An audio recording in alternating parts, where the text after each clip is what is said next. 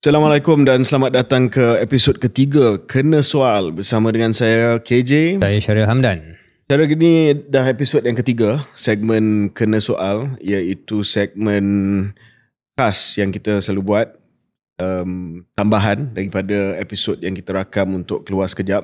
Ini lebih kita layan soalan daripada pendengar dan penonton KS. Walaupun mungkin dia punya viewers tak banyak seperti KS yang biasa, saya rasa perlu kita teruskan sebab ini antara peluang untuk penonton dan pendengar kita ajukan soalan secara terus, dan mungkin juga peluang bagi kita untuk menyentuh topik-topik yang kadang-kadang ada topik yang topikal lah, macam hari ni banyak topik yang topikal, tapi kadang-kadang ada topik yang tidak merupakan topik isu semasa lah yang boleh kita kupas dengan gaya KS. Betul, dan saya fikir itu yang menjadi cabaran bagi kita buat Kena Soal ni bagi relevan lah, sebab kalau kita hanya mengulas topik-topik yang kita akan ulas anyway dalam episod rasmi ataupun episod lazim, dia jadi agak janggal kenapa kita ada slot ni. Jadi saya rasa kita dan tim pun kena sentiasa pastikan antara soalan yang kita jawab adalah soalan yang tidak berhubung dengan isu semasa sangat. Tapi kalau kita miss isu semasa, nanti orang kata basi pula bila kita pun ada rakaman kan. Ya, itulah keseimbangan. Dah mula keluar kenyataan macam tu. Ya, so keseimbangan itulah yang kita cuba buat. Sebab saya rasa memang ada nilai tambah untuk kita ulas dan beri peluang kepada pendengar-pendengar kita untuk tanya soalan yang lebih umum, yang lebih jangka panjang, untuk kita juga bagi komentar dan ulasan. Ya. So antara soalan-soalan yang kita pilih hari ini, ada yang berkaitan dengan isu dalam negara, ada juga yang berkaitan dengan isu di luar negara. Mungkin kita mula dengan soalan pertama daripada Akmar Juelson dan Ishraf Norizan dan Aji Dabom. Ya. Ini semua nama-nama handle yang telah pun tanya soalan berkenaan dengan pilihan raya di Singapura. Antaranya mohon KS beri penerangan tentang keputusan pilihan raya di Singapura. Parti Pembangkang Singapura nampak dapat banyak sambutan pada pilihan raya, namun PAP tetap menang majoriti. Kenapa? Dan apa kesan dominasi PAP ke atas Singapura dan Malaysia? Secara ringkasnya, mandat yang telah pun diimpikan oleh Perdana Menteri baru Singapura, iaitu Lawrence Wong, untuk memberi satu kekuatan kepada kerajaan baru beliau dalam berdepan dengan dunia yang bergelora ini, telah pun diberi oleh pengundi Singapura. Kalau dulu popular vote ataupun undi popular PAP adalah dalam 61%, kali ini dia melonjak naik ke hampir 66%. Biasanya Perdana Menteri baru di Singapura akan mengalami kemerosotan dari segi popular vote bila Perdana Menteri yang baru itu pergi ke pilihan raya yang pertama. Tapi Lawrence Wong telah meningkatkan prestasi PAP daripada pilihan raya lepas. Dan juga yang menariknya, pembangkang, terutamanya Parti Buruh ataupun Workers Party yang diketuai oleh Pritam Singh, yang dikatakan akan mungkin menang beberapa kerusi lagi di Parlimen Singapura, gagal untuk menambah bilangan kerusi yang dimenangi. Ya, mereka kekal pada paras yang lama, iaitu 10 kerusi Parlimen, tetapi mereka akan dapat 2 NCMP ataupun Non-Constituency Member of Parliament, sebab dalam perlembagaan Singapura pembangkang minima mesti 12 kursi. Ya, Workers Party menang 10, tak cukup 12, dia akan dapat free gift. NCMP 2 kursi. Dan mereka sebagai the closest losers dalam 2 konstituensi akan pergi kepada Workers Party dan bukannya kepada parti pembangkang yang lain. Saya ada sebut mungkin 1-2 malam sebelum hari pembuangan undi di Singapura, bahawa kalau tengok pada gelombang orang yang datang lah pada rapat umum dan juga ceramah-ceramah pembangkang, terutamanya Workers Party, begitu ramai. DAP agak hambar. PAP bukan DAP. Sorry, Itu Freudian slip. PAP agak hambar, tetapi when it all went down to the voters, they gave PAP a landslide victory. Ya. So keputusan ini sekaligus juga KJ memastikan bahawa rekod tidak ada dua pilihan raya turut-turut bahawa pembangkang ada buat penambahan kekal. Maknanya jumlah undi popular yang sebelum ini PAP hanya dalam sekitar 61%, sekarang ni jadi 65-66%. Jadi rekod itu berterusanlah. Tidak ada consecutive election yang mana pembangkang dapat buat progres dalam jumlah undi. Kedua ialah mengulas apa yang KJ perhatikan bahawa keputusan ini tidak menyamai gelombang yang nampak zahir. Saya fikir itu mungkin refleksi kepada, kalau boleh saya sebut, stereotip sifat orang Singapura yang agak konservatif dari segi tidak sangat berani melaksanakan perubahan ataupun tidak sangat mahu perubahan yang radikal seperti mana yang mungkin wujud dalam Malaysia dalam 10-20 tahun kebelakangan ini. Dan perlu diakui ia ada kena-mengena dengan track record PAP dari segi kesejahteraan ekonomi. Meskipun dalam mungkin penggal yang sebelum ini ada banyak masalah pasca COVID dan sebagainya, kos sara hidup yang dilihat di Singapura memang sangat-sangat melonjak, tetapi barangkali masih ada lagi modal politik ataupun political capital yang wujud sekian lama yang telah dibuat oleh PAP yang membolehkan mereka masih ada sokongan yang orang boleh tutup sebelah mata lah. Masalah ekonomi dalam 5 tahun kebelakangan ini tidak boleh menggantikan segala jasa, sumbangan dan sebagainya yang mereka bangga dengan identiti Singapura.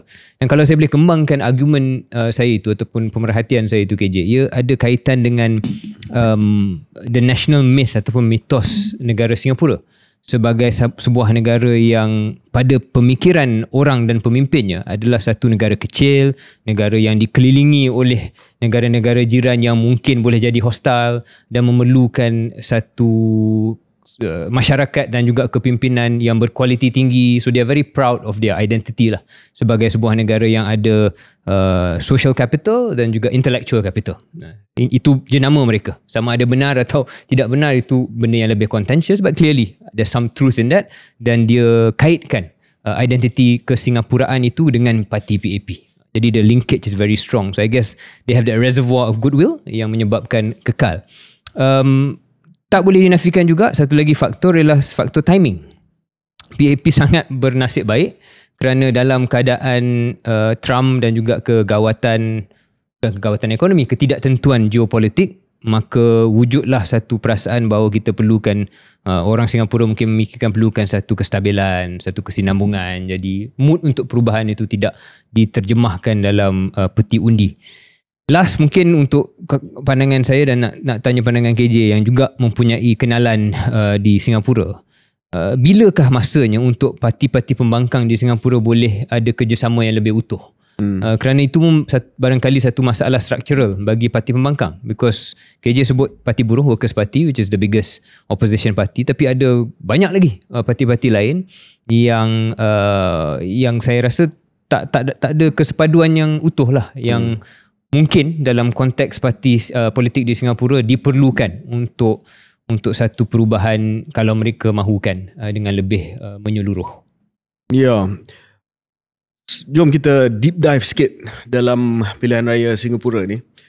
Pertamanya kita tengok prestasi pembangkang dulu. Kenapa pembangkang tidak dapat menambah kerusi? Satu, apa yang saya kata tu memang betul lah, tidak ada penyelarasan yang begitu bagus antara parti-parti pembangkang, dan malah ada satu kursi yang ada walkover. Sepatutnya tidak ada walkover. Maknanya ada satu kursi tu yang mana di kalangan 3-4 parti pembangkang dia tak ada kata sepakat siapa yang akan bertanding di situ. Saya, kalau tak silap saya, Workers' Party kata dia akan pergi, tapi last minute dia tarik diri, dia tak bagi tahu tak bagi tahu kepada apa member-member pembangkang yang lain, and then dia orang pun tension lah, kata at least kita boleh letak lah. Takkan kita bagi walkover, because soal dia kalah menang, dia hilang deposit is another thing. Dalam demokrasi at least kita lawan. So itu yang pertama.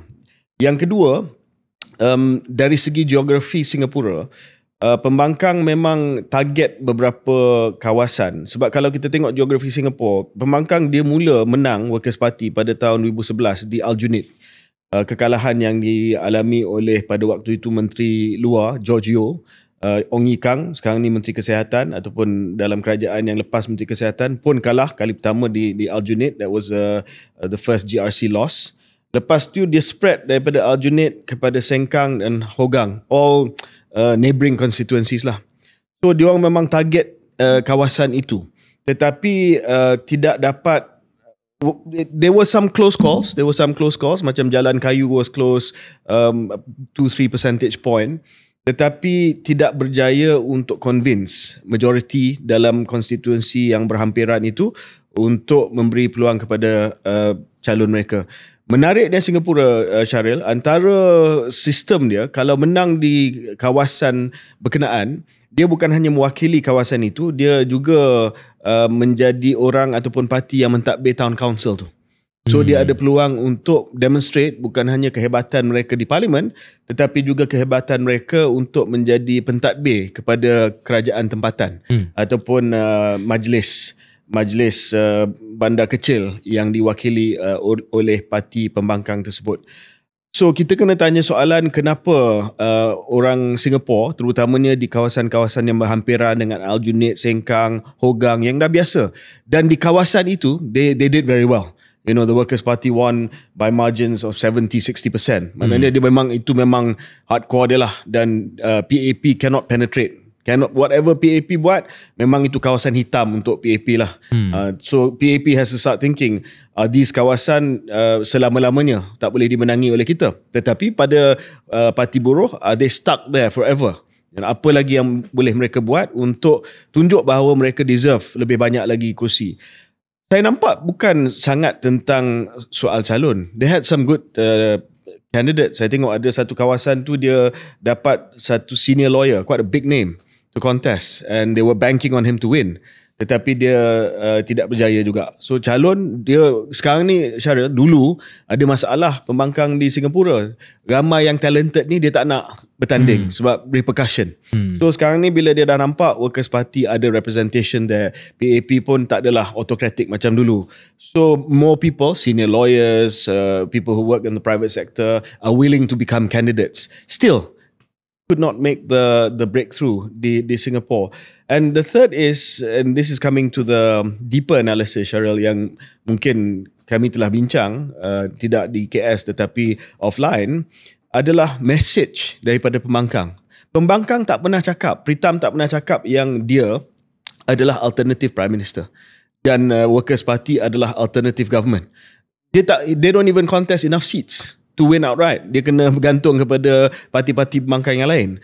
So di situ mungkin orang kata, well, what is your message then? Pritam said, no, our message is check and balance. Kita nak dapat 30% daripada kursi parlimen supaya kita boleh jadi semak dan imbang yang lebih baik untuk anda, dan kita concede bahawa PAP akan jadi kerajaan.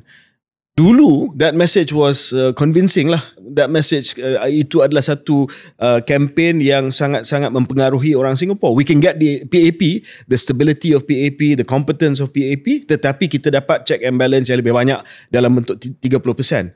Tapi mungkin that is not enough anymore lah. Tak ada ambition, kata takkanlah backfire lah. Takkanlah your ambition is just nak jadi 30%, kan? Kalau macam tu, then forget it lah. Kita lebih rela bagi kepada PAP. Come back when you are an alternative government, mungkin. I don't know. I think we discussed that briefly juga, KJ. That boleh backfire lah. Dan dia memudahkan lawan, iaitu dalam kes ni incumbent, PAP, untuk barangkali menggunakan hujah yang serupa. Saya nampak beberapa klip di media sosial yang mana PAP mainkan topik itu je. Kalau anda tidak boleh bersedia untuk jadi kerajaan, what is the point of you contesting? Jadi memang double-edged sword kalau menggunakan hujah tersebut, yang mungkin mereka harap dapat mendapat undi lebih tapi akhirnya mungkin memakan diri. Tapi saya juga mungkin di hujung perbincangan ni nak tanya KJ, sempat tak tengok beberapa klip-klip media sosial kempen calon-calon?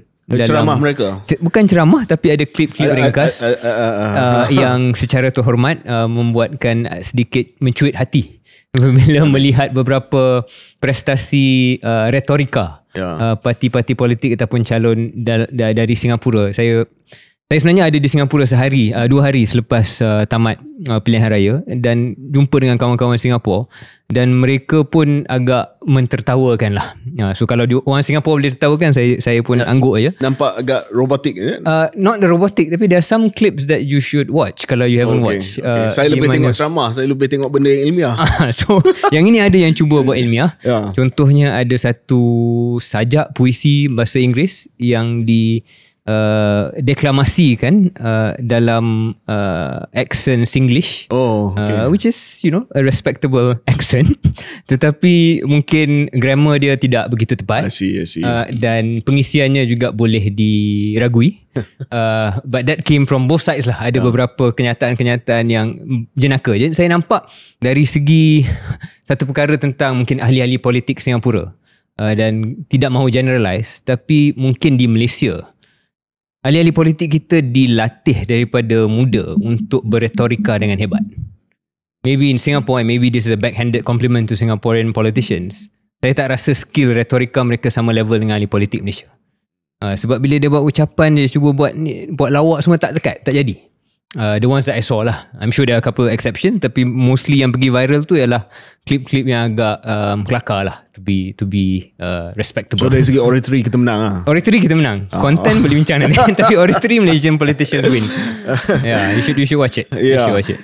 Maybe saya nak mengakhiri segmen ini dengan menjawab soalan what next dan juga apa kesan dominasi PAP ke atas Singapura dan Malaysia. Of course, Perdana Menteri Lawrence Wong telah mendapat mandat yang besar. So apa yang dia mengharapkan dari segi modal politik itu dia dapat. So kita harap bahawa dia akan gunakan modal politik ini untuk membuat keputusan-keputusan yang sukar, tetapi keputusan yang diperlukan oleh Singapura. Dan yang kedua, of course, generational change. Kita menantikan pengumuman barisan Jemaah Menteri ataupun Kabinet Singapura, sebab ada beberapa persaraan. Heng Swee Keat, Timbalan Perdana Menteri, telah bersara, some of the senior politician, Teo Chee Hean also retired. So kita tengok apa yang akan jadi, sama ada dia akan promote di kalangan 4G, dan kita nak lihat sama ada berlakunya satu peralihan generasi dalam kepimpinan Singapura. Dan itu ada kesan kepada kita sebab kita dengan PAP ataupun kita dengan kerajaan Singapura ni antara hubungan bilateral yang paling penting negara kita. So kita perlu ada people to people relationship ataupun personal relationship di kalangan pemimpin. Sama ada berada dalam kerajaan di Malaysia ataupun mereka yang pernah berada dengan ataupun akan berada dalam kerajaan. So I think it's important untuk kita restart and build new friendships with some of the new players dekat Singapore. There'll be new guys in cabinet. We know the PAP, we know their leaders, we know their style. Saya rasa Lawrence Wong dengan PMX Datuk Seri Anwar Ibrahim seems to have gotten off on the right foot in terms of the relationship. So saya tak nampak ada perubahan besar lah dari segi kesan kemenangan besar PAP kepada hubungan Malaysia dan Singapura. Saya nampak di bawah Lawrence Wong, he is very practical. Dia tak suka fireworks, dia tak suka retorik untuk membakar sentimen di kalangan orang Singapura with regards to Malaysia. So I think all in all, it'll be quite smooth and stable lah.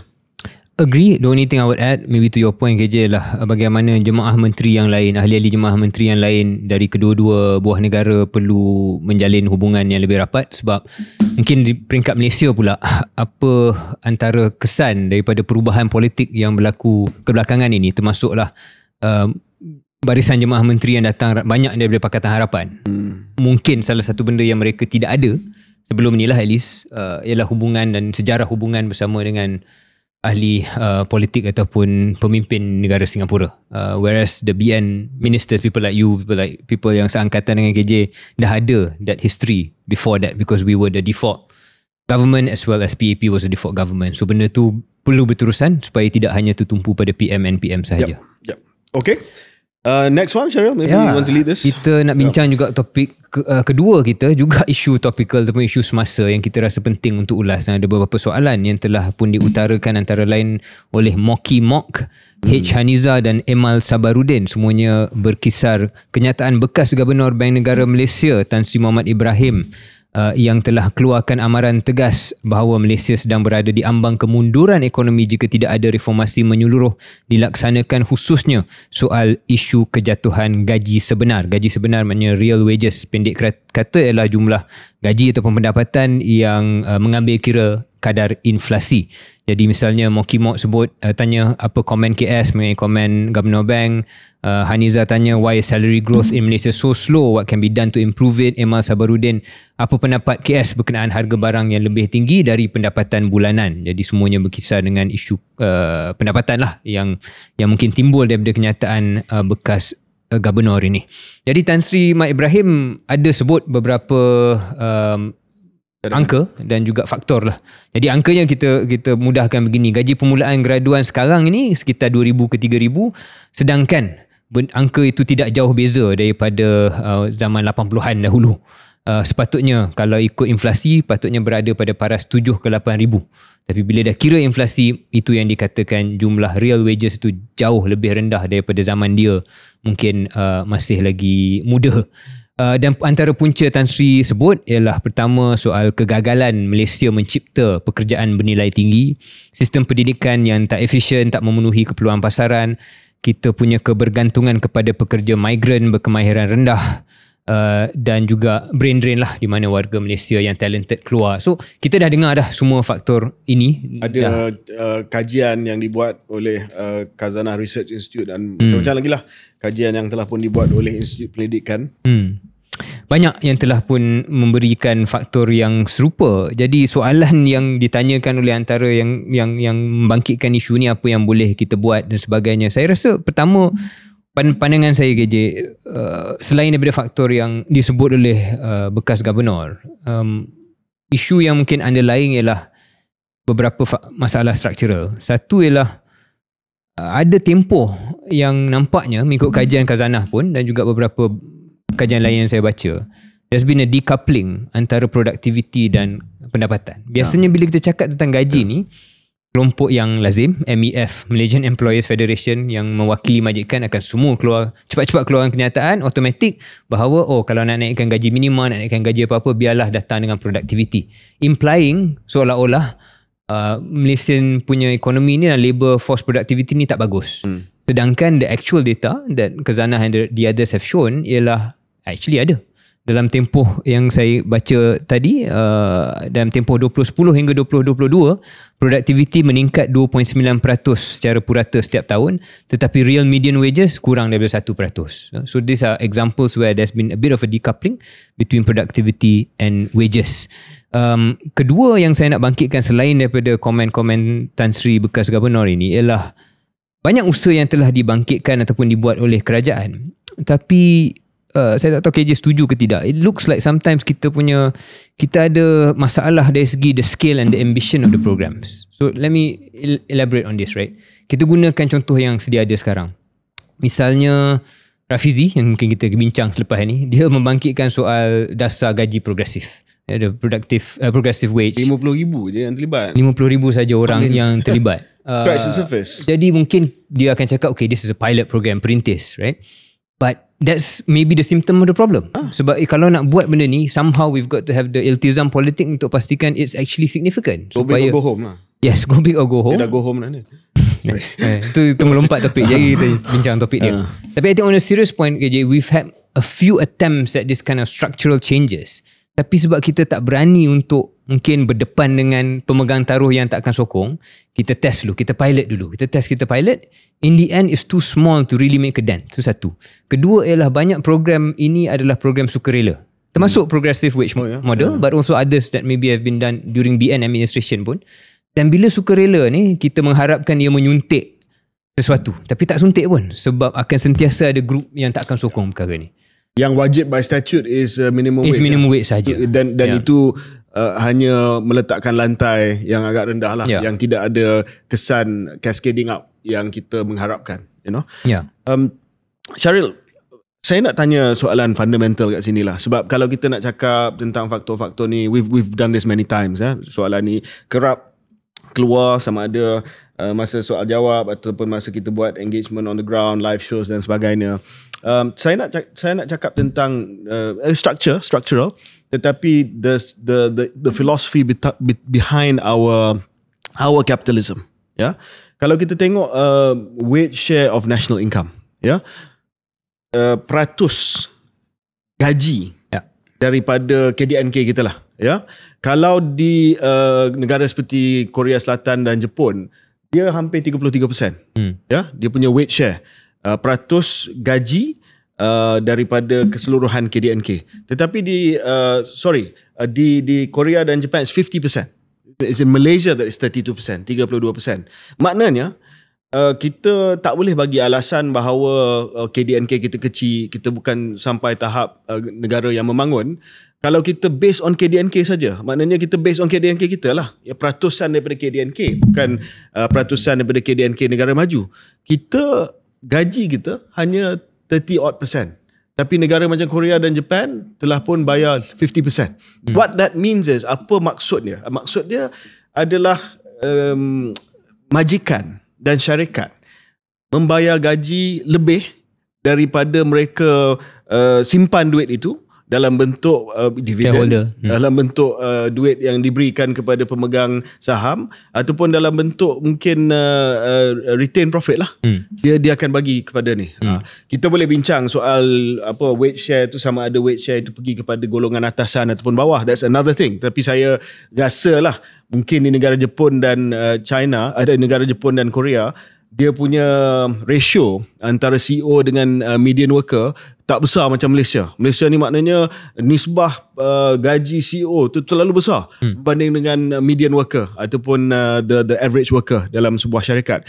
So Syaril, I put to you that mungkin kapitalisme kita ni ialah terlalu banyak mementingkan shareholder profits, dividends for shareholders, and perhaps CEO pay, dan tidak setimpal bayaran kita kepada pekerja biasa. Saya secara umumnya setuju dengan analisa itu.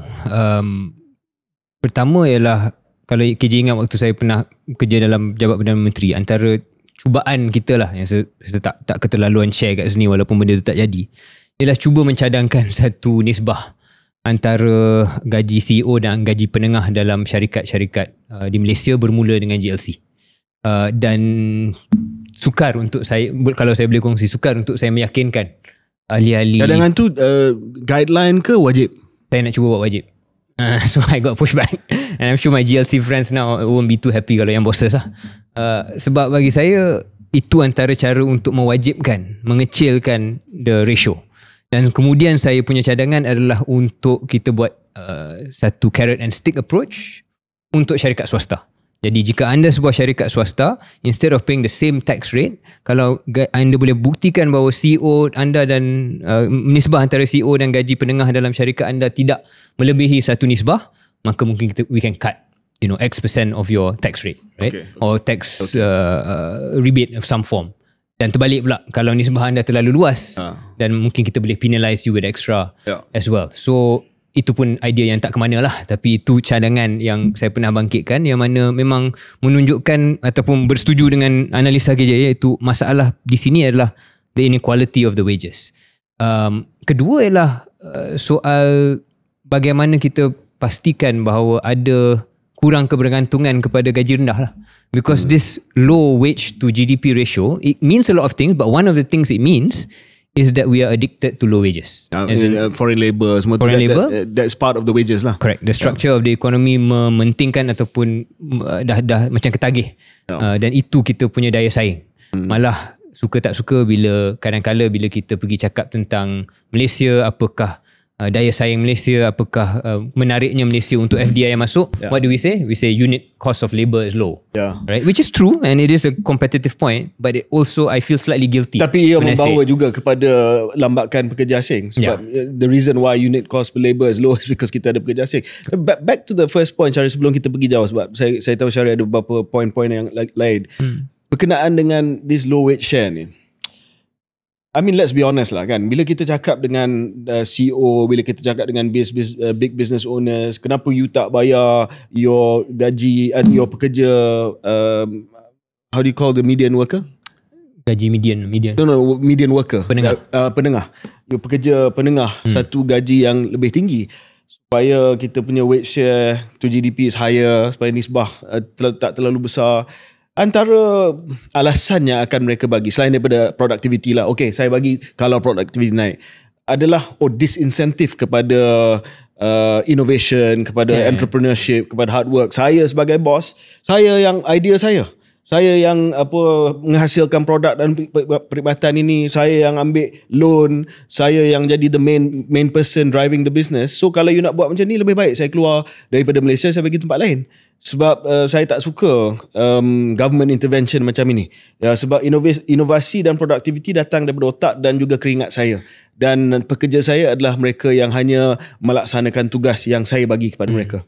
So I guess that's where untuk swasta, kita tak perlu wajibkan. Kita hanya perlu incentivize and disincentivize. Dan sebuah syarikat buatlah keputusan sendiri. Jadi tak ada paksaan. Cuma kita meletakkan struktur tertentu untuk menginsentifkan benda itu berlaku.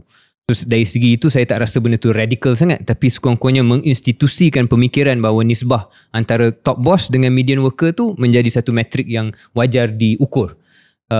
So I think that's point. The other point nak tambah KJ ialah satu lagi benda tentang nisbah gaji dan KDNK is maybe the type of work we do. Because there is an argument juga.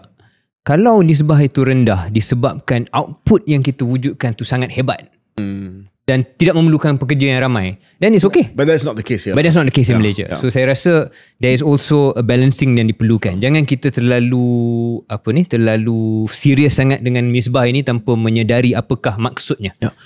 Saya risau 10-15 tahun akan datang bila otomasi dan AI, KDNK kita naik, and then weight share kita turun. Correct. Then it won't tell the actual story lah. Correct. Because that could be a different problem to solve. Iaitu apa yang kita buat dengan mereka yang menganggur, tak ada kerja dan sebagainya, pengangguran yang besar, kecerdasan buatan. So that's a different problem. I guess for us yang penting ialah sebenarnya inequality tu. Dan bagaimana kita pastikan, sebab nak hidup kat Malaysia ni, kalau anda adalah kita selalu jenaka antara kita dua siapa yang lebih T20 dan sebagainya, but the serious point is if you are in T5, T10, you actually live a good life in Malaysia. Dari segi your quality of life tak boleh dibanding dengan tempat lain, sebab gaji tinggi, kalau gaji kita tinggi, dan banyak benda kat Malaysia ni yang dari segi relatifnya agak rendah lah kos dia. Disubsidikan lagi, selagi subsidi petrol ni tak selesai lagi. Subsidi petrol, makanan, the quality of high quality food is expensive for most people, tapi rendah berbanding dengan Singapura misalnya. Tapi itu hanyalah sebahagian kecil daripada rakyat dan penduduk di sini. So issue dia ialah it's not really the top salaries of the top CEOs, it is the median worker. And di situlah yang perlu dipikirkan apakah kaedah. Last thing KJ untuk komen juga. We talk about my critical occupation list yang dikeluarkan oleh Talent Corp. Itu pun senarai jenis pekerjaan yang ada di Malaysia yang tak dapat diisi oleh sistem pendidikan.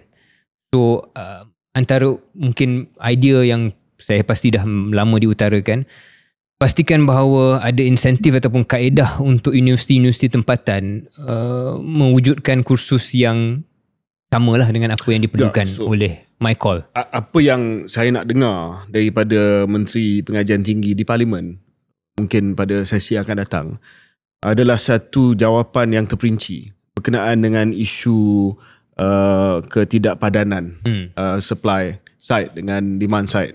Supply side daripada universiti dan demand side dari segi permintaan kerajaan berdasarkan kepada senarai keperluan yang dikeluarkan oleh Talent Corp tu. Sebab kita sentiasa bangkitkan benda ni, dibangkitkan juga oleh mantan Governor Bank Negara, Mismatch. We always talk about this. So what has been done? Of course kita faham bahawa kadang-kadang ada time lag sebab nak kena pastikan kursus itu ada di universiti, nak kena pastikan ada cukup pensyarah untuk mengajar kursus tersebut. We can understand time lag. Tapi takkan time lag itu 10 tahun, 15 tahun. Sebab kita dah cakap tentang benda mismatch ni dah 10-15 tahun. So saya harap Dr. Zamri akan keluarkan satu kenyataan yang tuntas, yang teliti, yang terperinci. How have we closed this mismatch? Because we know the list. Senarai itu keluar setiap tahun kan? Talent Corp keluarkan setiap tahun. Kita tahu keperluan daripada industri. Zafrul sentiasa cakap industri ni memerlukan sekian ribu. So Zamri has to tell us how many graduates has he produced this year, last year untuk memenuhi benda ni. Then we're talking. Kalau tak kita just the thinking is not we're just joking around lah. Last adalah mungkin ini soalan yang besar lah Syaril, but kita di Malaysia ni dari segi kuasa bargaining daripada pekerja ni agak lemah lah. Kesatuan kita pun tak banyak. Pekerja-pekerja yang unionized ni pun tak banyak. Of course, trade unions are, ada a big debate lah. A big debate kan. It's not all pro lah. It's not all pro. And we've gone through this in the 80s, 90s. You and I, we've seen how unions were busted by Thatcher and all that. Tapi rasa-rasa worker punya bargaining power ni kena diberi perhatian juga. Sebab kalau kita beranggapan seperti mana pemikiran ekonomi liberal selama ini, bahawa unionized workers, bargaining power ni semua adalah disinsentif kepada pembangunan, kepada inovasi dan juga kepada pertumbuhan ekonomi, I think that's not right also. So we need to have a deeper dive on this lah.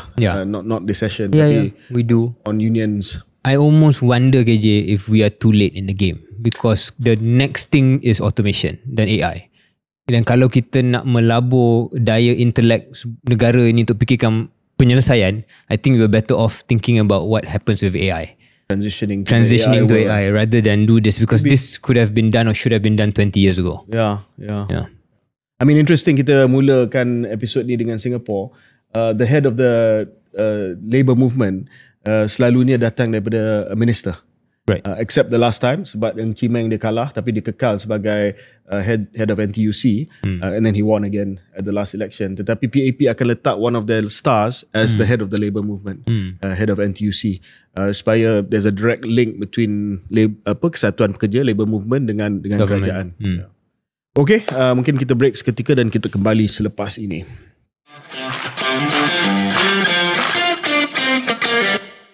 Selamat kembali ke episod Kena Soal. Kena Soal ni kita layan soalan-soalan daripada penonton dan pendengar KS. Dia lebih kepada episod yang tidak terlalu panjang lah, seperti episod Keluar Sekejap yang biasa. Soalan ketiga ni, Syaril, ini soalan panas hari ni dan semalam, berkenaan dengan pemilihan Parti Keadilan Rakyat ataupun Keadilan. Talha Azlan, banyak yang sudah nyatakan sokongan kepada Nur Izzah untuk timbalan Presiden Keadilan. Apa komen KS? Syabil Sobri, adakah pemilihan keadilan kali ini dilihat menyingkirkan Rafizi dan timnya? Nampak ramai dah sokong Izzah dan ada gerakan terancang. KS ada insider news ke? Zarif Ramli, tak pasti dia adik Rafizi Ramli ke tidak. Do you foresee cracks appearing in keadilan if Rafizi letak jawatan? So saya boleh jawab yang first, yang soalan kedua tu dengan jelas. Kita memang tak ada insider news lah. Kita tak ada insider news. Lepas Nik Nazmi datang ke Keluar Sekejap, lepas tu dia tersungkur dekat bahagian, tak ada siapa daripada keadilan nak cakap dengan kita. So of course, I don't know if you saw yesterday, tsunami of endorsement. Oh yes. Hari ni pun sambung hari ni. Tsunami sokongan yang diberi kepada Nurul Izzah Anwar, sekarang ini naib Presiden Keadilan, untuk jawatan timbalan Presiden Keadilan yang disandang oleh Rafizi Ramli. Seorang lagi yang dikatakan mungkin akan menjadi calon adalah Datuk Seri Saifuddin Nasution. What are your thoughts on this? Saya rasa episod ni akan keluar besok iaitu hari Khamis 8 hari bulan. Pada hari esok malam 12 malam dia kena declare. Besok besok by tomorrow night they have to declare. Right. So dia tak akan lama lah, kita akan tahu dalam masa terdekat ni. So saya setuju bahawa gambaran yang ditanya oleh antara yang tanya tadi soalan tu tentang nampak macam ada gerakan untuk menyingkirkan Rafizi, Syabil Sobri. Saya rasa memang ada, pandangan saya memang ada gerakan itu, kerana kita yang ada pengalaman dalam politik ni, biasanya tsunami of endorsement mengikut istilah KJ itu tidak akan berlaku dengan organik lah. Dia biasanya ada perancangan, ada gerakan untuk endorsement itu berlaku. Kalau tidak, dia tidak akan berlaku begitu. Sebab ahli-ahli politik ni dia bergerak sederap. Bila ada satu move, then they move together. So I think it's uncontroversial to say that clearly there's a move. Kita tak ada insider news maupun kelayakan untuk komen tentang kesahihan proses pemilihan ataupun integriti proses pemilihan. Tapi katanya dah ada auditor. Ada audit. Ada auditor dan Tapi mereka yang kalah pun dah tapi kalau baca between the lines statement Rafizi tadi hari ni lah, masih tak puas hati lah. dia tak kata macam tu. I think he's quite clever with his choice of words, tapi nampak macam tidaklah dia kata audit itu telah membuktikan bahawa proses ni telus. He left a bit of room for interpretation, dan saya rasa dia kongsikan laporan ataupun sedikit pengisian tentang audit tersebut, sama ada dia bersetuju atau tidak. Dan ada juga komentar mengatakan daripada beliau mengatakan bahawa apa yang dah jadi di peringkat cabang ni, tapi di peringkat nasional masih lagi ada persoalan dan perlulah ada penambahbaikan. Dan beliau ada sebut beberapa cadangan, memberikan signal bahawa I don't think he fully agrees that the cabang elections were completely untuk sekarang dia moving forward lah. Dia moving on lah. So dia definitely move on. So group yang kalah pun nampak move on dari konteks itu tanpa menyerah naratif bahawa ada sedikit keraguan bagi pihak mereka. So that's fine. Saya fikir banyak yang kita boleh ulas tentang perkara ni. Satu, first is, I don't know KJ, I don't have a dog in this fight dalam bahasa Inggerisnya. Bahasa Melayu tak boleh cakap dog lah. Tak ada kuda lah. Saya tak adalah nak menyokong mana-mana pihak dan sebagainya. I'm not even a member of the party. We don't know this party that well. Tapi one thing about Rafizi, dan saya nak dengar pandangan KJ because you know him longer. Dia banyak kekurangan. Saya rasa dia tidak sempurna dan dia tak akan claim untuk sempurna. But for what it's worth, dia antara kelompok ahli politik yang unik, yang inovatif, yang melawan arus walau dalam parti dia sendiri. Dia tidak ikut arus perdana. Dan ada sedikit di sudut hati saya sentimentality for the radical politician. And I consider you to at least at one point have been that in UMNO. Dan ada sedikit sentimentality daripada saya bahawa sistem politik Malaysia ni seringkali menyingkirkan individu seperti itu, dan dia reward the individu that is more of patronage politics, ataupun politik yang berasaskan patronage, berasaskan ketuanan kepada seseorang ataupun kultus personality terhadap seseorang. Dan dia banyak kali penalize the innovator, because I think Rafizi is an innovator and we don't have to agree with everything he does, right? A lot of things we don't agree, tapi yang buat Invoke, he changed the game, right? Masa kita dalam UMNO, bila datang Invoke tu, dia menggunakan data untuk buat soal pilihan raya, soal campaign politik. That was a game changer. Kita cakap soal progressive wage model yang mana terlalu kecil skalanya, tapi dia berani buat benda tu.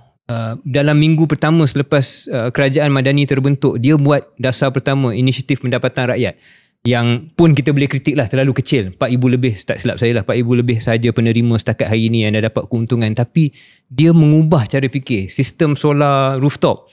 These are all things yang reflect a man yang ada innovative ideas, yang berani buat benda yang radikal, dia press certain buttons. Itu pun datang dengan kelemahan, yang mana he's sometimes seen as abrasive. Dalam bahasa Melayu ni apa, dia tidak harmoni lah. Dia seorang yang mungkin buat orang tak selesa dan sebagainya. But you need disruptors and innovators in politics. So apa pun yang akan berlaku pada Rafizi, saya rasa secara peribadi, not knowing both sides well, but having friends in both sides, I just hope Malaysia dan parti dia tak hilang lah bakat itu.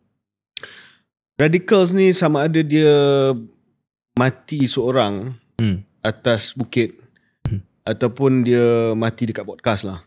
So that's the future for radicals. We welcome Rafizi here any day in Malaysia. I think Syahrir telah pun bangkitkan beberapa perkara berkenaan dengan Rafizi yang saya rasa komen-komennya adalah komen yang adil. Saya baca dia punya statement tadi. Dia kata dia pergi jumpa PM nak letak jawatan. Dia offer untuk letak jawatan lah. Katanya nak menjadi seorang ahli Kaumbi sebab dia nampak kerajaan terlalu defensif. Dia nak lebih agresif, mainkan peranan macam dia mainkan dululah sebagai pembangkang. When I read that, benda tu, it occurred to me that itu bukan, itu kekuatan dia, itu DNA dia, itu memang Rafizi lah. Tetapi you dah menang, now you're supposed to be a minister. semua benda yang Syahrir kata tadi tu yang dia telah pun mulakan, there also comes a question of whether you are committed to doing the job. You know, you talk big while you're opposition lah, dan kita tahu maybe 80% of benda yang dia cakap dia nak buat masa ceramah dulu dia memang tak boleh buat pun, but it's okay. 20% tu benda-benda yang you mention tadi tu, IPR, dasar gaji progresif, dasar gaji progresif semua tu. So see that through. It's not your job anymore untuk menjadi penghasut, untuk menjadi, you know, that's what he was lah, rebel rouser lah. A rebel rouser. Because walaupun you are radical, now this, you know, you campaign in poetry, you govern in prose.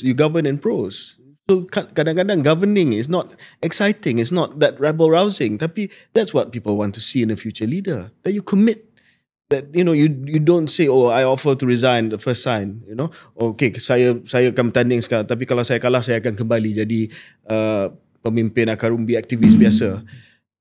I think, with respect to him as somebody who's also a friend, saya nak tengok bila dah jadi dapat kedudukan dalam kerajaan, to commit to that and to see that through. And I think, you know, after 2 years to say that, oh, you know, I'm going to go back to becoming the Che Guevara of the party and to make sure we win the next election, I think the commitment issues there lah. For me. I mean, I'm not disagreeing with what you said. I think all of that is okay. Tetapi to me, looking at a future leader, it's a bit of a red flag. What is unsaid though, apa yang tidak disebut di sini ialah apakah perasaan beliau yang kita tak boleh tahu apabila dilihat ada gerakan sebegini. Sure. Of course you can say this is politics and you can't merajuk and stuff, but ada juga persoalan KJ kalau dikatakan bahawa camp Rafizi ini adalah mereka yang tidak setia kepada Presiden Parti, PMX dan sebagainya. Ini juga individu-individu yang masuk turun naik mahkamah, yang masuk penjara, yang so it's not like they haven't sacrificed for PMX. Betul lah. So that one I don't know lah. Saya tak tahu apa yang berlaku di belakang tabir. Kita assume lah. So there is that question about where's this loyalty question coming from? Kenapa nampak seolah-olah dilihat bahawa mereka tidak setia, sedangkan sama ada Rafizi, Nik Nazbi dan seangkatan dengan mereka pun banyak jasa kot untuk membawa PMX ke tahap yang dia sampai.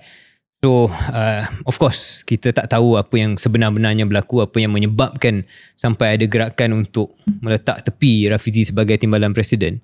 Dan masih lagi, to be fair to PMX, he's asked him to retain to contest, untuk bertanding.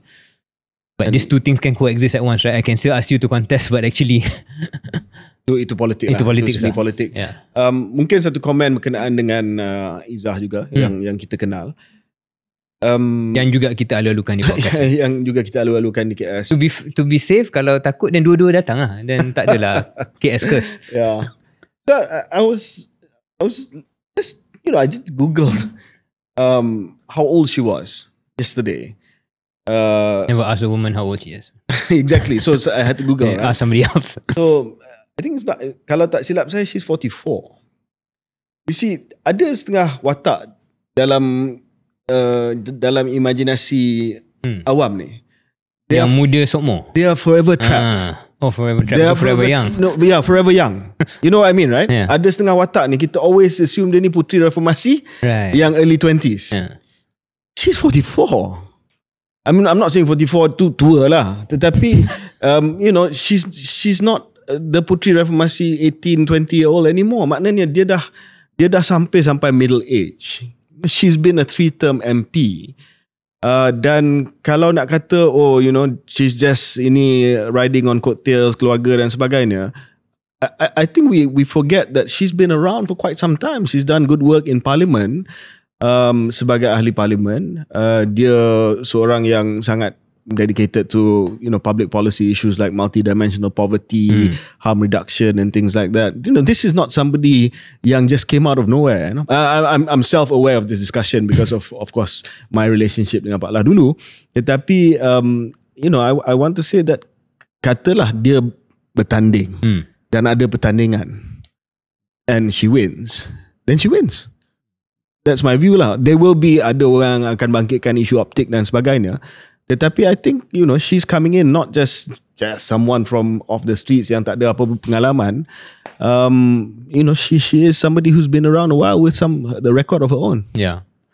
Saya pun rasa bahawa dengan kenal apa yang saya kenal tentang Izzah, ada hal-hal dasar, and dia personality yang sangat berbeza daripada Rafizi lah. Right? He's not the rebel-rouser that Rafizi is. Dia nampak sebagai individu yang mempunyai passion dalam beberapa isu dasar. Yang ada yang serupa dengan mungkin ayah dia dari segi kemiskinan. When we talk about multidimensional poverty, social justice tu benda tu yang memang sama je nama lah, which is understandable and we praise that. Tapi dia ada juga isu-isu lain yang nampak dia sangat passionate, I think on some gender issues as well as isu Gaza and Palestine. Sangat ke depan dan memang banyak bercakap dalam hal-hal ni, dan ia berangkai ke rangkaian antarabangsa juga. So she's got that pedigree. So I completely agree. She's not a lightweight. Dia bukan semata-mata binti Anwar Ibrahim.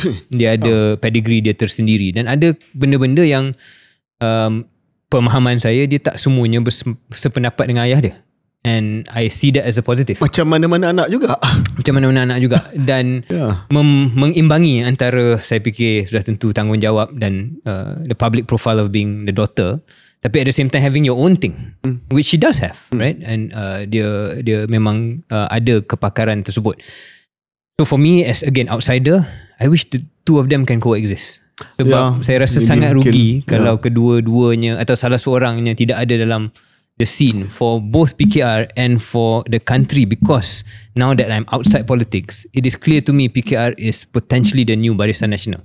Dia akan jadi parti yang jadi parti tunjang kepada negara ni, dan kalau bakat-bakat tertentu ni tak ada ataupun hilang dari radar, it's such a big waste to the country as well.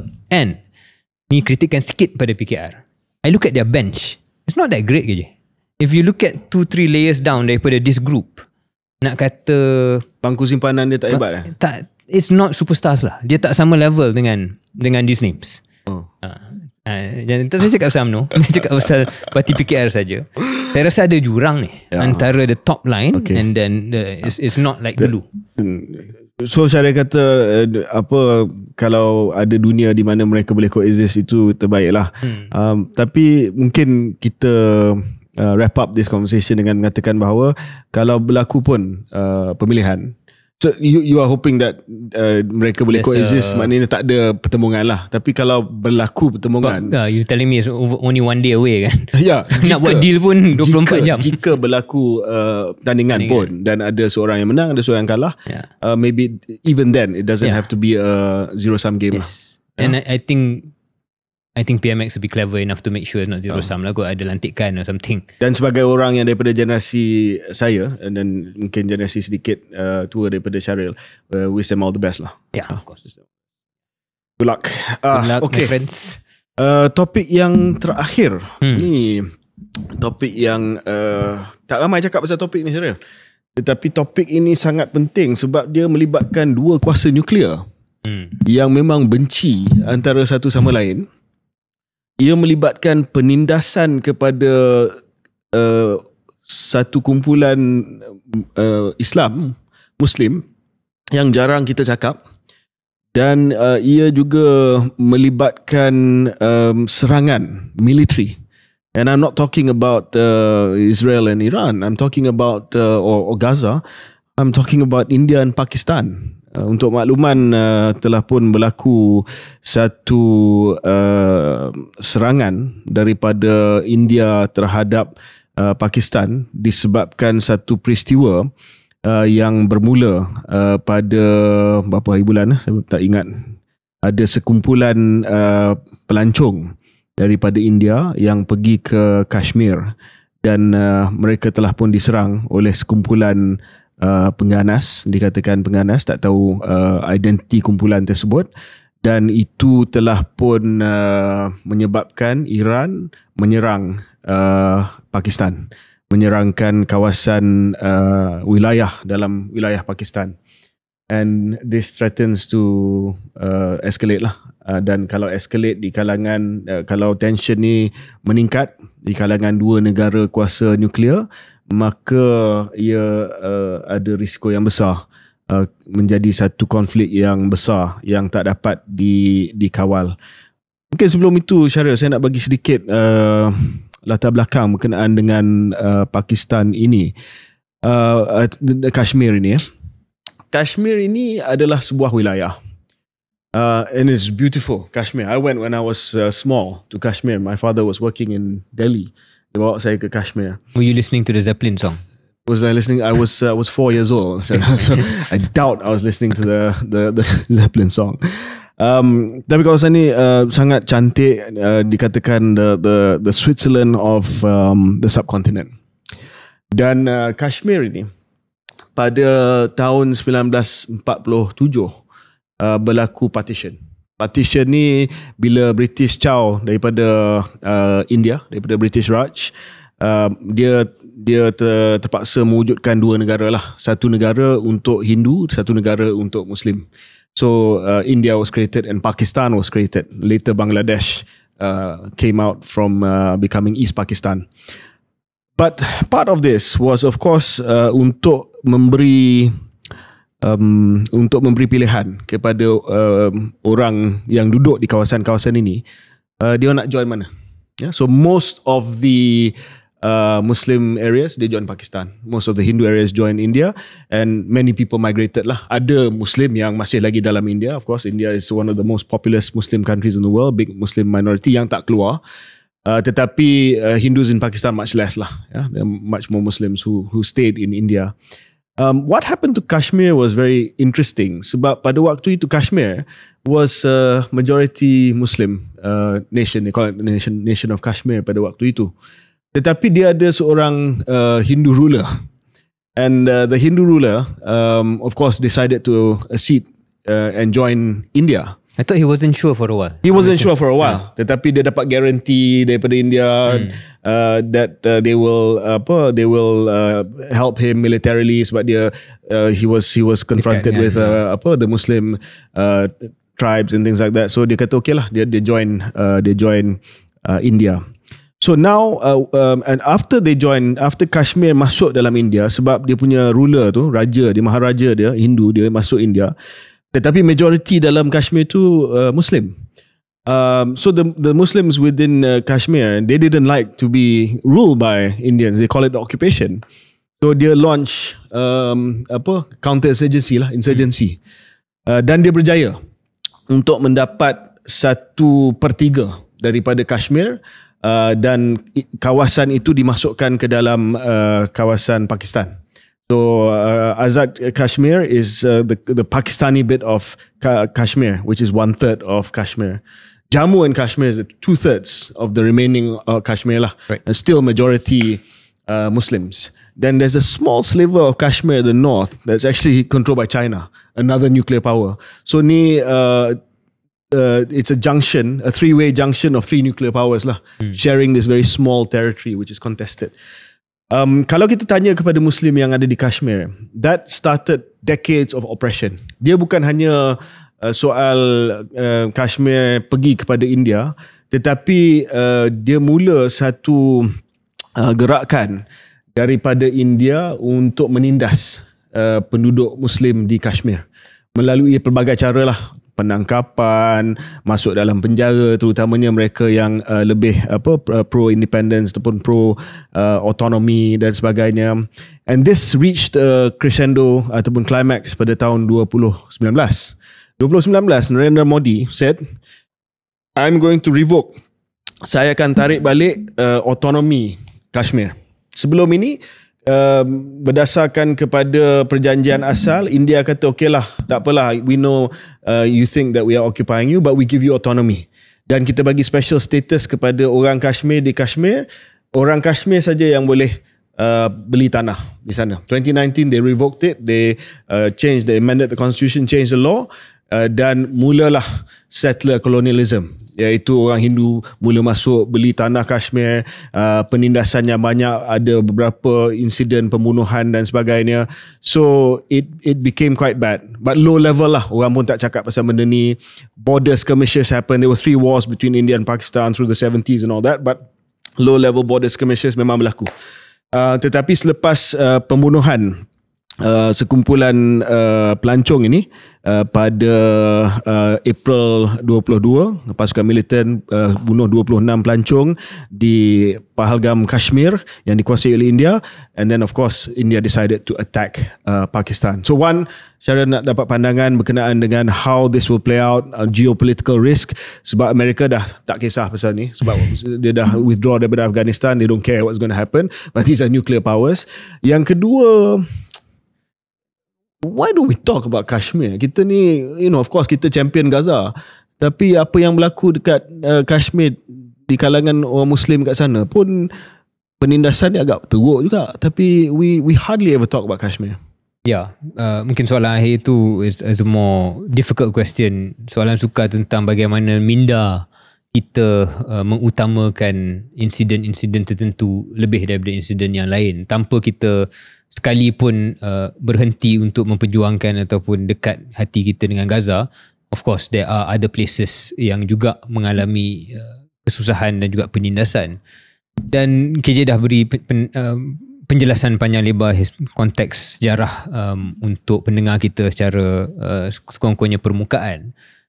Tapi yang saya nak tambah ialah bagaimana perkara ini wujud dalam konteks di mana pentadbiran Narendra Modi, saya rasa adil untuk dikatakan antara pentadbiran yang keras lah terhadap minoriti Muslim di India. Jadi dalam hal Kashmir ini, KJ dah bangkitkan soal 2019 itu, tapi hal Kashmir ini pun tidak boleh dipisahkan daripada retorika dan juga aksi-aksi pentadbiran beliau. Malah dalam hal yang baru-baru ini pun, dalam hal di mana ada pembunuhan pelancong ini, sudah ada tindakan untuk menahan lebih 2,000 orang di India, di Kashmir, tanpa, dan kebanyakannya saya rasa Muslim lah, tanpa sebarang bukti, tanpa sebarang without due process lah, yang ditahan begitu. Dan bawah pentadbiran Narendra Modi ni nampak semangat nasionalisme Hindu yang berkaitan dengan meletakkan India bukan sebagai negara sekular tetapi sebuah negara yang Hindu first, sudah semakin maju.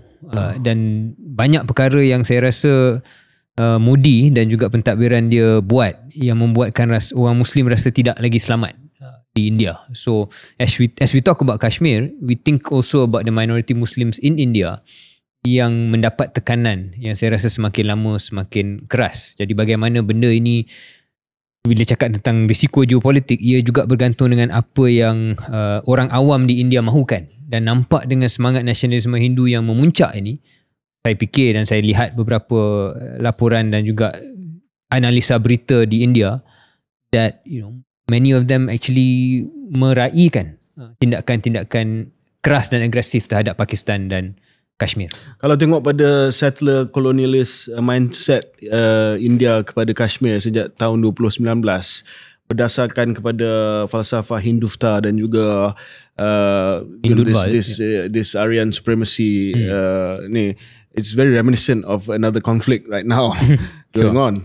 Dan kan ada banyak sebab negara tersebut menyokong negara yang itu juga.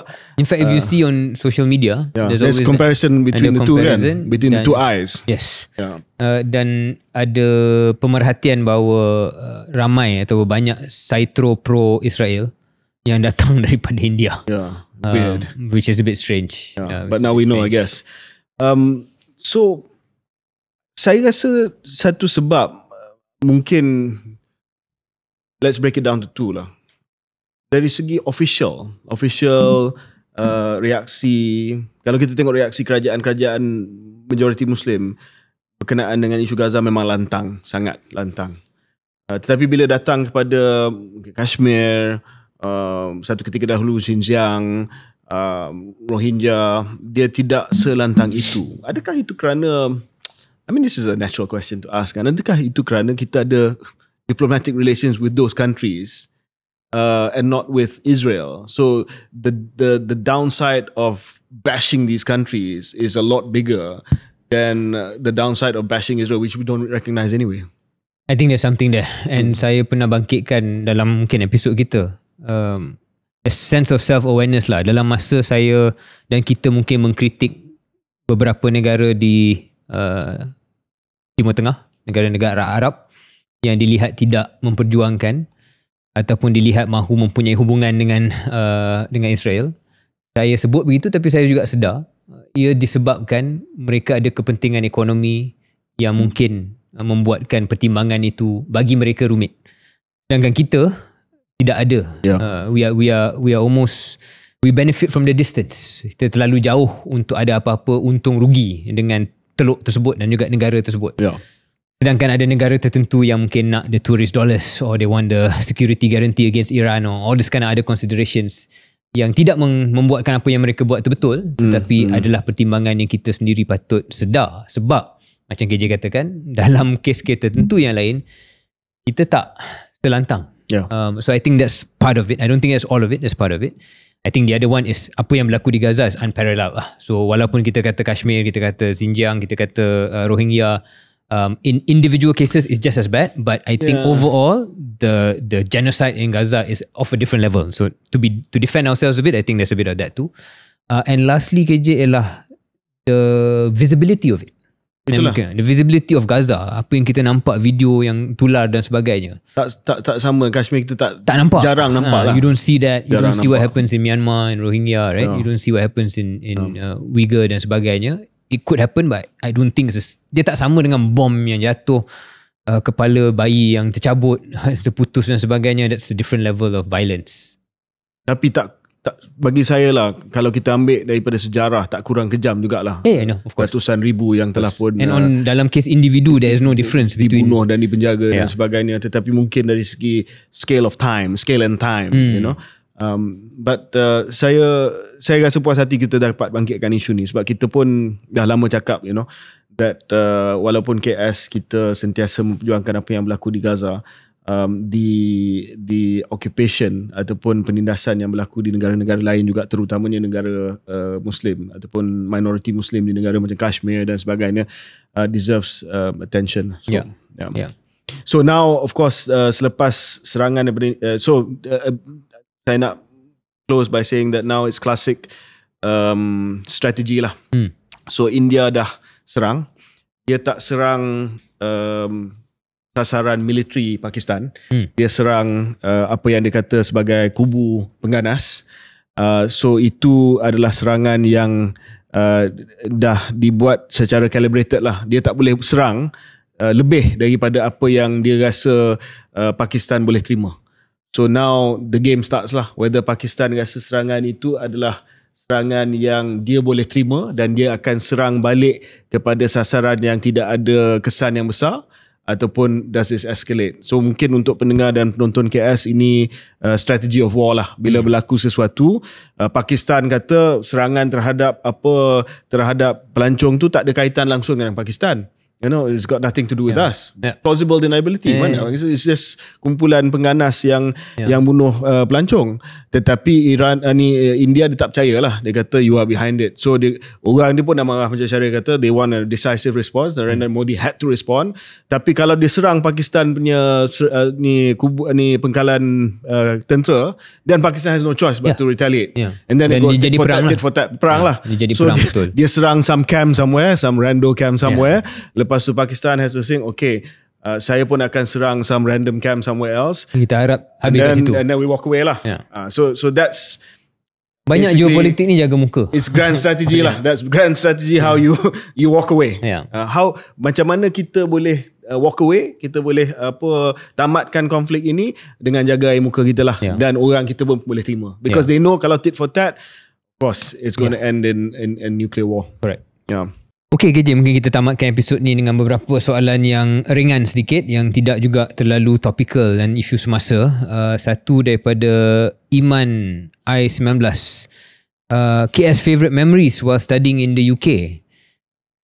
Saya mungkin antara benda yang saya enjoy bila belajar di UK ialah dapat tengok live concert lah dan live show yang begitu banyak, sebab saya belajar both di Manchester dan di London, dan biasanya band-band yang datang ke UK akan singgah ke kedua-dua lokasi tersebut. So I spent a lot of my scholarship money watching a lot of bands, dan that was something yang sebelum tu saya tak dapat buat, dan permulaan journey saya tengok live show bermula sewaktu saya jadi pelajar. So that's one of my favourite memories.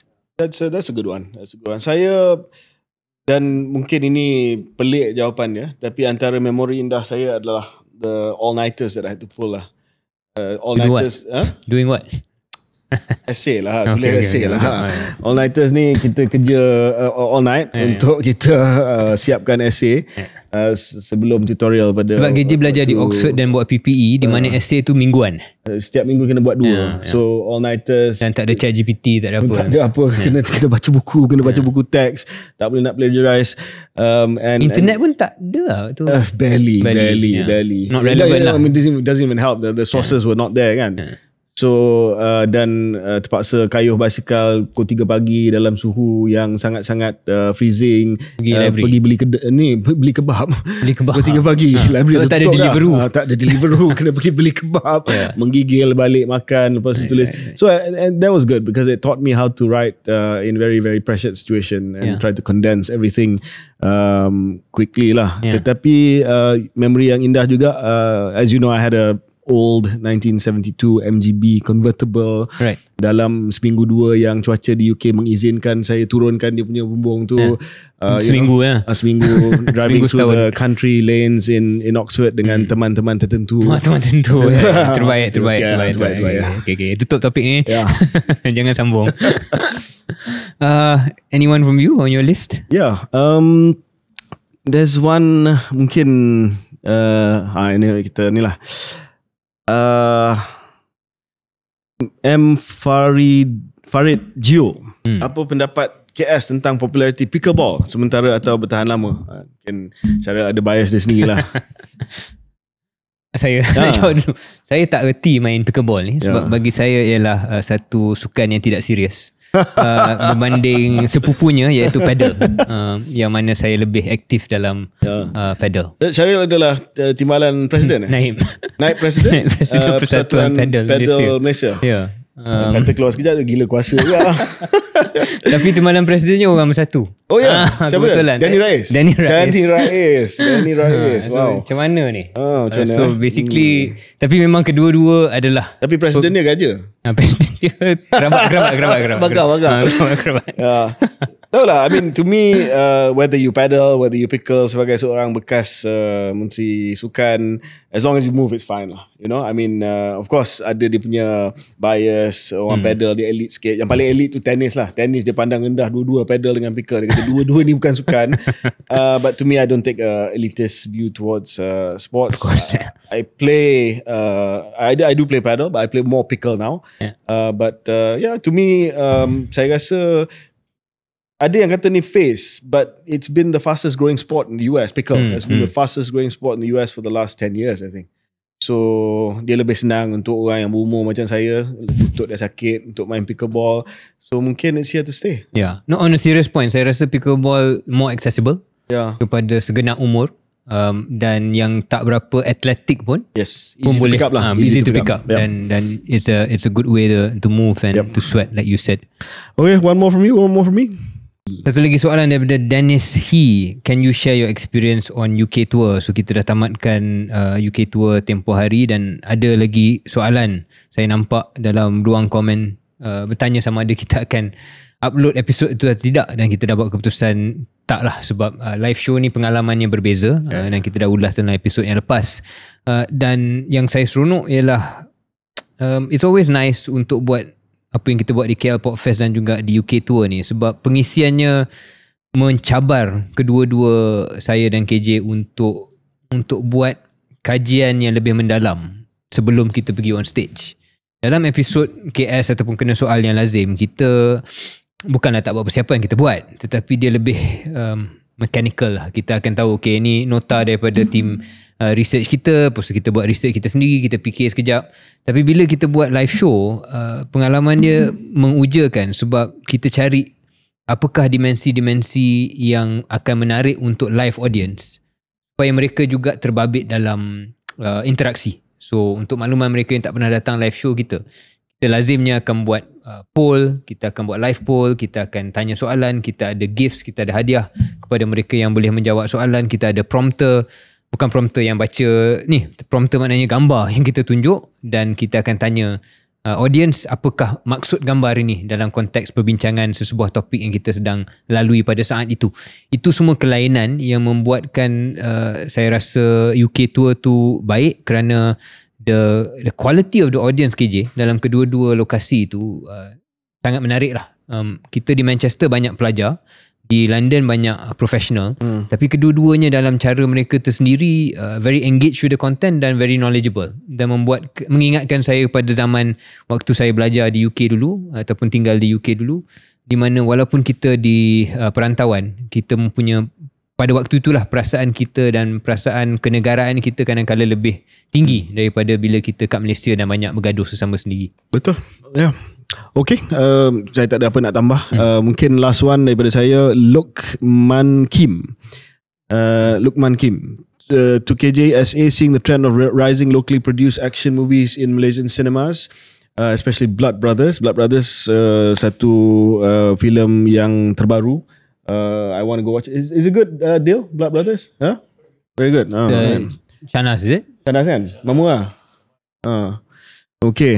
Is Malaysian politics interesting or dramatic enough in your opinion to be made into movies, TV series in the political thriller category? And what should that movie be based on? About if we can take one of the interesting aspects in Malaysian politics. It could be anything. That's a great question. Ada Malaysian biopic. Ada biopic biasalah, Tanda Putra pernah ada kan, dan ada PMX juga, pun ada movie sendiri. Oh ya, PMX movie. Yes. I think PMX also wants to forget about that. Ada juga macam Daulat 2020 Vanida Imran, and then Rise, Ini Kalilah, that was garbage as well. I didn't see that. So but yeah, maybe like West Wing tak? Saya biasa tak dengan West Wing. Ya. West Wing. Kita political junkies ni dah tengok, wajib West dah tengok Wing West ni, Wing. apa, Martin Sheen kan? Yeah. Martin Sheen, presiden yang ala-ala Democrat. Bukan lah, he was a Democrat. And it went on for 7 seasons. Do you think we can, maybe House of Cards? House of Cards. Maybe we should produce a... KS punya movie lah. Tapi bukan pasal kita, tak semestinya pasal kita. No. Not about the fictional prime minister or something like that lah.